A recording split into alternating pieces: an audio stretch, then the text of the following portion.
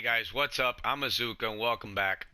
We're going to be playing The Elder Scrolls Online, and today I'm going to be making a quick short update video for you guys. This is not the full update build video of my Magicka DK for PVE. This is just a short quick video on the weapons that I've had crafted for me for the update video that I'm going to be making, and I wanted to use them and show you guys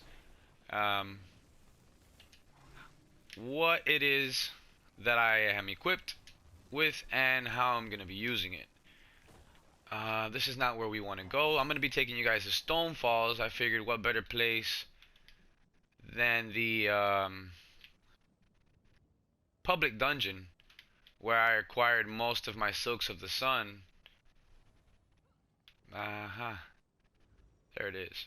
So we want to go right here in Davin's Watch. Because that's where the public dungeon is, where I acquired some of my Silks of the Sun gear that I am currently using. Now for my update video, I will be making some changes possibly on the gear. I'm not 100% on that yet, but I am changing for sure the weapons.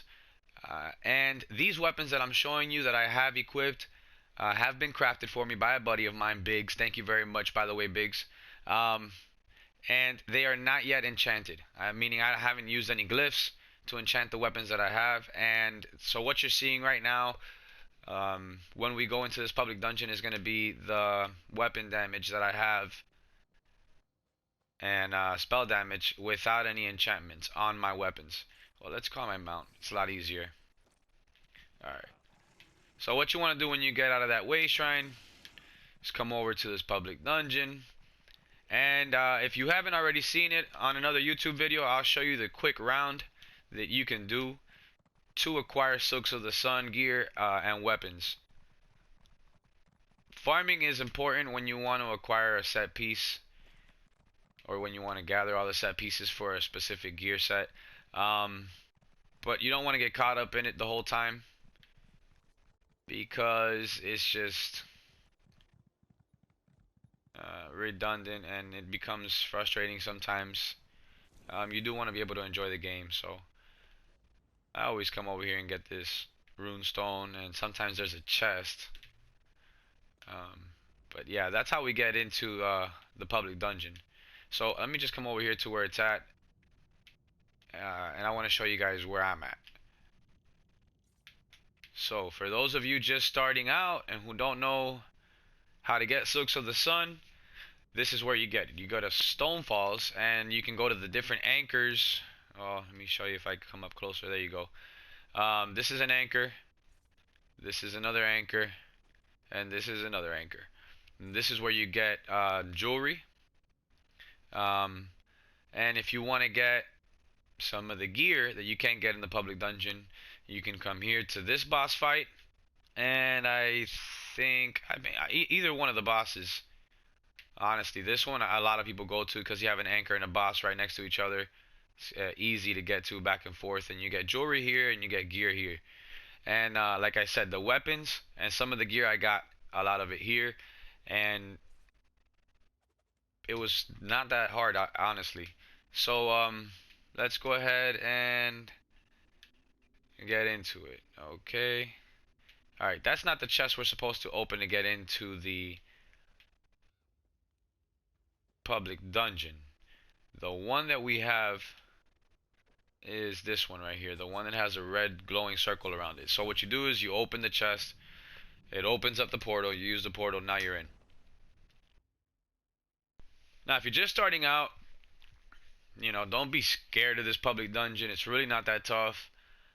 You just got to get your some type of an easy rotation down for you to remember, that is simple for you to get used to using, so that you can deal the most damage that you can without using up all the resources you have, like your magic or your stamina.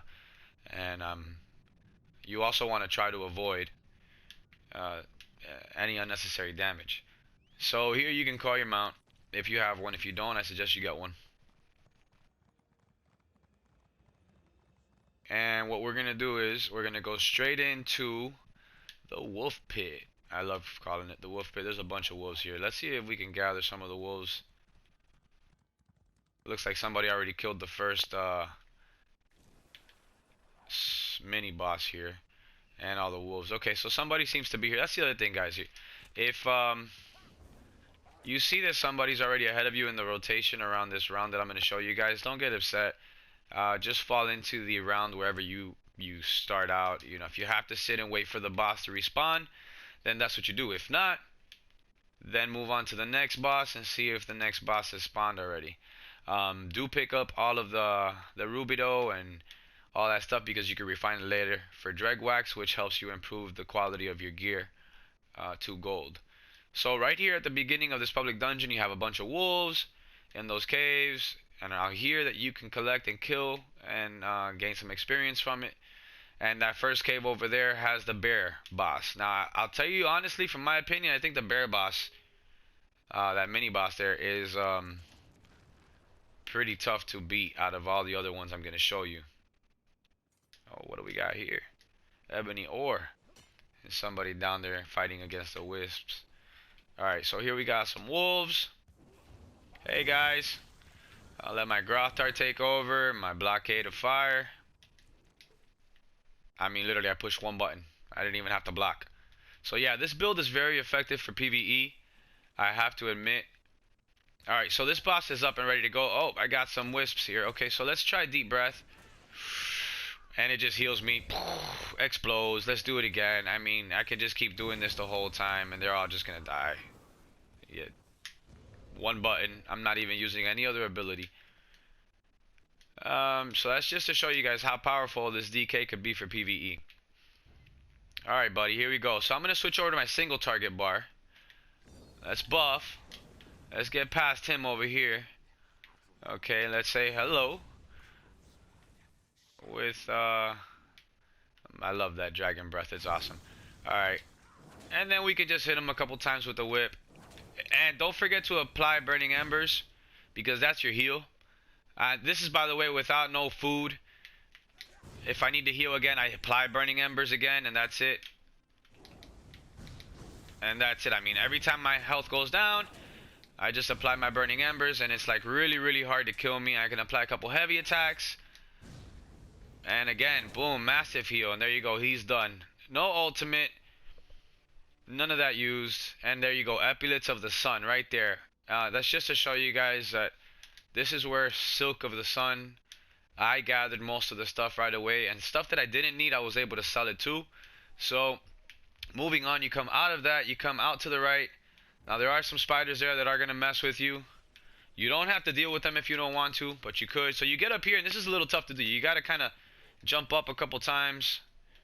There you go. And then right here, there's supposed to be a flying harpy boss that you're supposed to be able to beat.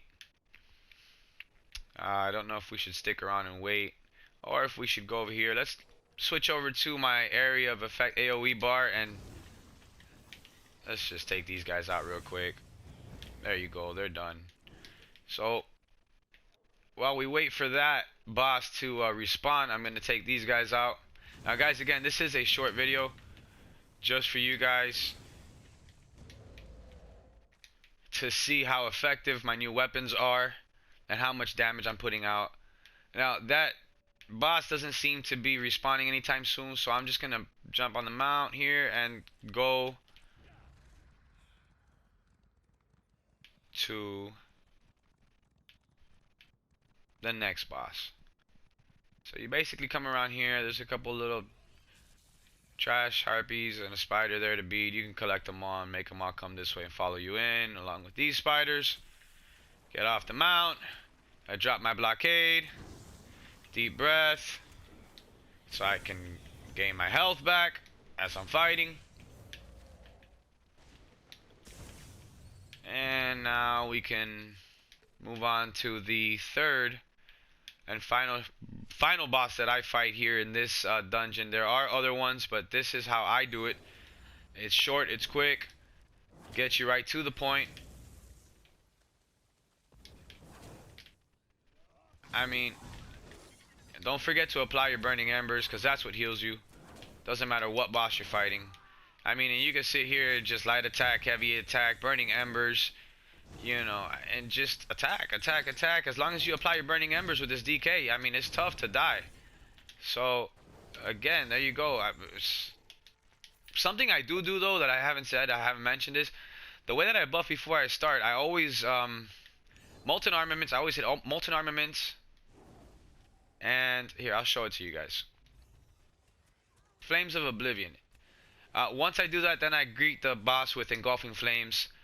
Then I'll apply the burning embers, and then I'll spam my my flame whip, my molten whip, a couple times. Lay a couple heavy attacks, and then if my health goes down, I'll apply burning embers again, and that's a massive heal for me.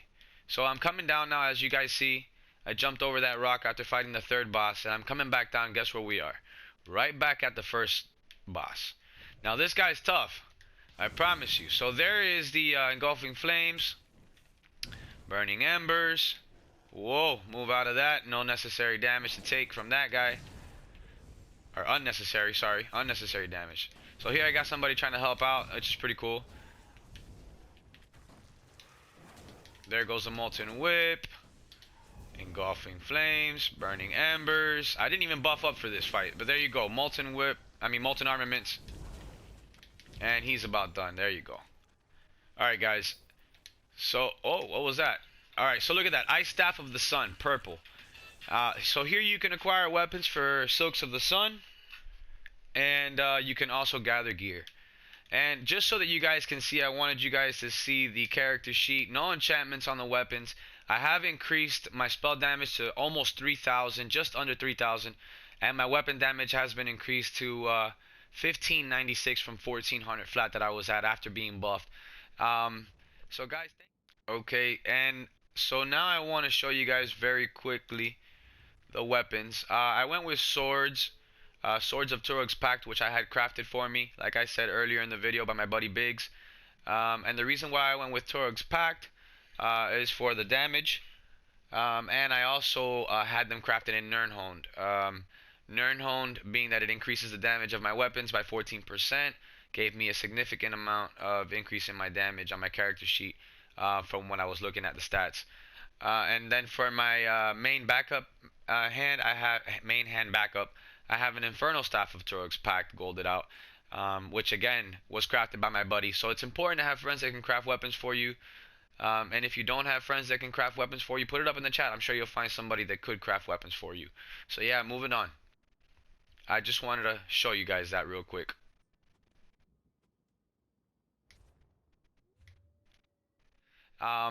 So guys, thank you so much for watching. This is my Magicka DK for PVE. And I have not finished updating him, so that's why I have not created the update build video. But this is a quick and short video so that you guys can see the damage output with the new weapons. I'm doing dual wield now, so I'm not doing double destro. So dual wield on my single target damage bar that I have set up this way, and then on my back bar, as you guys can see, I have a flame staff, destro staff, with my area of effect damage and flame staff abilities here also. Again, thank you guys so much. Subscribe if you like what you're watching. If you don't like it, subscribe anyway. Who cares? It's free. And until next time, AZUKA out.